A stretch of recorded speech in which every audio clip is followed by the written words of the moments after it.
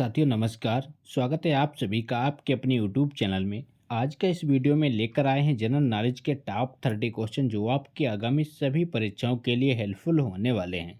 तो चलिए दोस्तों लेते हैं आज का पहला प्रश्न। पहला प्रश्न है, सार्वभौमिक सेवा दायित्व निधि की स्थापना भारत सरकार के किस विभाग के अंतर्गत हुई? बताइए दोस्तों। तो इस क्वेश्चन का राइट आंसर है दूर संचार विभाग, यानी कि ऑप्शन राइट हो जाएगा। अगला प्रश्न है, नेशनल ऑप्टिकल फाइबर नेटवर्क निम्नलिखित में से किसके लिए ब्रॉडबैंड कनेक्टिविटी प्रदान करेगा? बताइए दोस्तों। आपके ऑप्शन है ग्राम पंचायत, ऑप्शन बी पंचायत समिति, ऑप्शन सी नगर पालिका, ऑप्शन डी नगर निगम। तो इस क्वेश्चन का सही जवाब है ग्राम पंचायत, यानी कि ए ऑप्शन राइट हो जाएगा। अगला प्रश्न है, भारत में डॉलर रुपया विनिमय दर किस पर निर्भर करती है? बताइए दोस्तों। भारत में डॉलर रुपया विनिमय दर किस पर निर्भर करती है? तो वो करती है मांग आपूर्ति संतुलन, यानी कि ऑप्शन राइट हो जाएगा। मांग आपूर्ति संतुलन पर निर्भर करती है भारत में डॉलर रुपया विनिमय दर। अगला प्रश्न है, भारत में 1000 और 500 रुपये के नोट आज़ादी के बाद दोबारा कब शुरू किए गए? बताइए दोस्तों। भारत में 1000 और 500 रुपये के नोट आज़ादी के बाद दोबारा कब शुरू किए गए? तो शुरू किए गए थे 1954 में, यानी कि ऑप्शन राइट हो जाएगा। अगला प्रश्न है, निम्नलिखित में से कौन सी सरकारी कंपनी का प्राइवेटीकरण सबसे पहले हुआ था? बताइए दोस्तों। कौन सी सरकारी कंपनी का प्राइवेटीकरण सबसे पहले हुआ था? तो वह मारुति उद्योग लिमिटेड, यानी कि ऑप्शन राइट हो जाएगा। मारुति उद्योग लिमिटेड का प्राइवेटीकरण सबसे पहले हुआ था। अगला प्रश्न है, यदि भारतीय रिजर्व बैंक नकद भंडार वाणिज्यिक बैंकों को बढ़ाना चाहता है तो निम्नलिखित में से कौन सा सबसे संभावित कदम उठाएगा?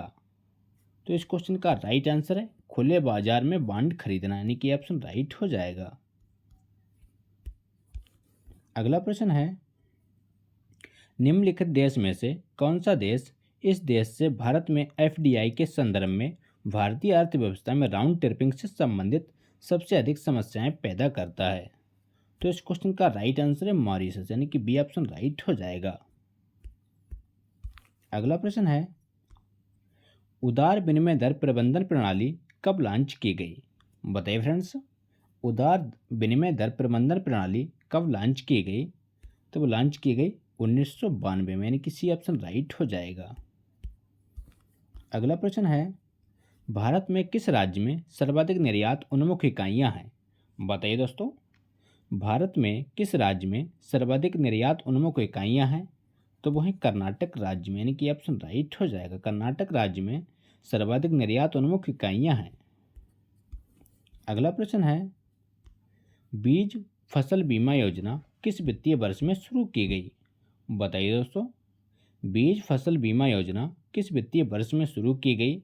तो वह 1999 से 2000, यानी कि ऑप्शन राइट हो जाएगा। 1999 से 2000 वर्ष में बीज फसल बीमा योजना शुरू की गई। अगला प्रश्न है, निम्नलिखित में से किस कानून को भारत का व्यापारिक कानून कहा जाता है? बताइए दोस्तों। किस कानून को भारत का व्यापारिक कानून कहा जाता है? तो वह अनुबंध कानून, यानी कि बी ऑप्शन राइट हो जाएगा। अनुबंध कानून को भारत में व्यापारिक कानून कहा जाता है। अगला प्रश्न है, केंद्रीय सहकारी बैंकों की स्थापना किस स्तर पर हुई है? बताइए दोस्तों। केंद्रीय सहकारी बैंकों की स्थापना किस स्तर पर हुई है? तो वह जिला स्तर पर, यानी कि बी ऑप्शन राइट हो जाएगा। अगला प्रश्न है, निम्नलिखित निकाय में कौन सा राष्ट्रीय सहकारी विपणन संघ को क्रेडिट सीमा अधिकृत करता है? बताइए फ्रेंड्स।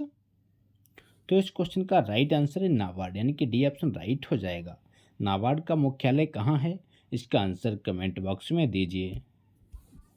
अगला प्रश्न है, भारत में तेल की कीमतों का निर्धारण कौन करता है? बताइए साथियों। भारत में तेल की कीमतों का निर्धारण कौन करता है? तो वो करता है तेल कंपनी, यानी कि बी ऑप्शन राइट हो जाएगा।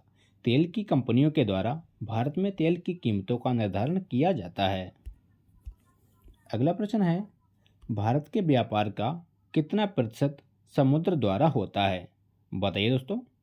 भारतीय व्यापार का कितना परसेंट समुद्र द्वारा होता है, तब होता है 95%, यानी कि डी ऑप्शन राइट हो जाएगा।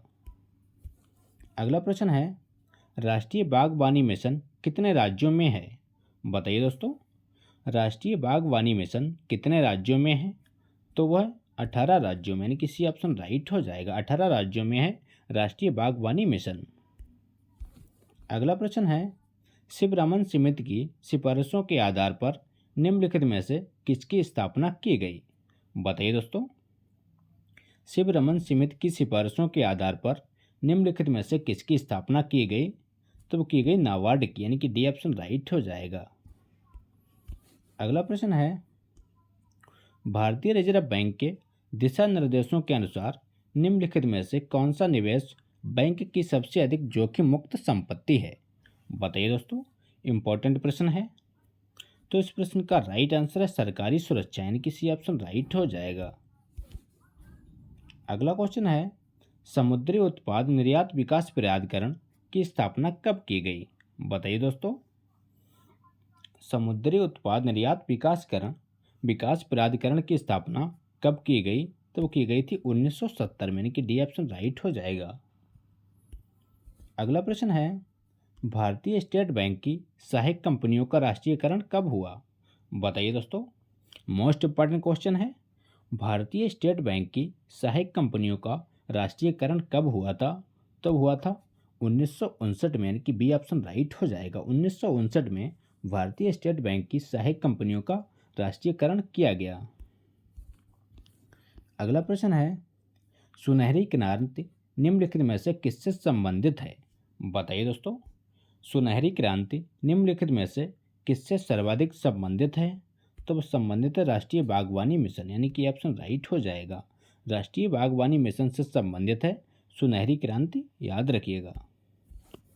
अगला क्वेश्चन है, भारत में किस औद्योगिक नीति वक्तव्य में पहली बार छोटी इकाइयों को परिभाषित किया गया? बताइए दोस्तों, भारत में किस औद्योगिक नीति वक्तव्य में पहली बार छोटी इकाइयों को परिभाषित किया गया?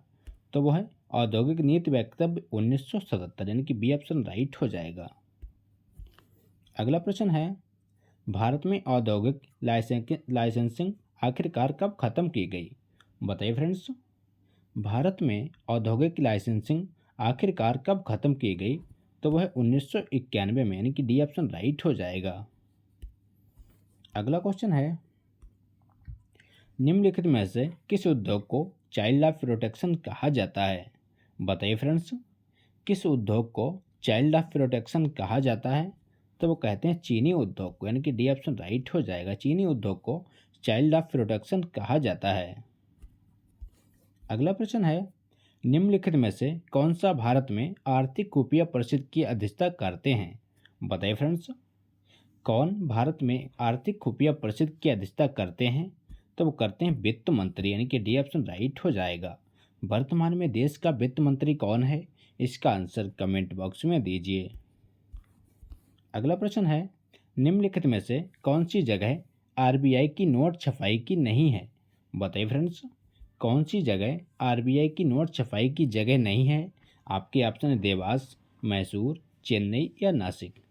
तो इस क्वेश्चन का सही जवाब है नासिक, यानी कि डी ऑप्शन राइट हो जाएगा। अगला प्रश्न है, भारत में माइक्रो क्रेडिट किस श्रेणी के अंतर्गत आता है? बताइए दोस्तों, भारत में माइक्रो क्रेडिट किस श्रेणी के अंतर्गत आता है? तो वो आता है गैर बैंकिंग वित्त, यानी कि सी ऑप्शन राइट हो जाएगा। अगला क्वेश्चन है, भारत में सर्वाधिक उधार लेने वाला कौन है? बताइए साथियों, भारत में सर्वाधिक उधार लेने वाला कौन सा है?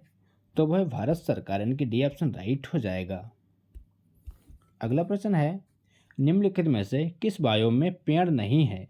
बताइए साथियों, किस बायोम में पेड़ नहीं है? आपके ऑप्शन है taiga, option B savanna, option C tundra, option D chaparral. तो इस प्रश्न का राइट आंसर है टुंड्रा, यानी कि सी ऑप्शन राइट हो जाएगा। टुंड्रा बायोम में पेड़ नहीं होता। अगला प्रश्न है, भारत का सबसे बड़ा नमक उत्पादक राज्य कौन सा है? बताइए दोस्तों, भारत का सबसे बड़ा नमक उत्पादक राज्य कौन सा है? इंपॉर्टेंट प्रश्न है और आज का अंतिम प्रश्न है। तो इस प्रश्न का राइट आंसर है गुजरात, यानी कि ऑप्शन राइट हो जाएगा। भारत का सबसे बड़ा नमक उत्पादक राज्य गुजरात है, याद रखिएगा। तो ये थे दोस्तों आज के इंपॉर्टेंट प्रश्न। अगर वीडियो अच्छा लगा हो तो लाइक करें, दोस्तों के साथ शेयर करें, और चैनल पर नए हो तो चैनल को सब्सक्राइब करना ना भूलें। मिलते हैं नेक्स्ट वीडियो में, तब तक के लिए प्यार भरा नमस्कार।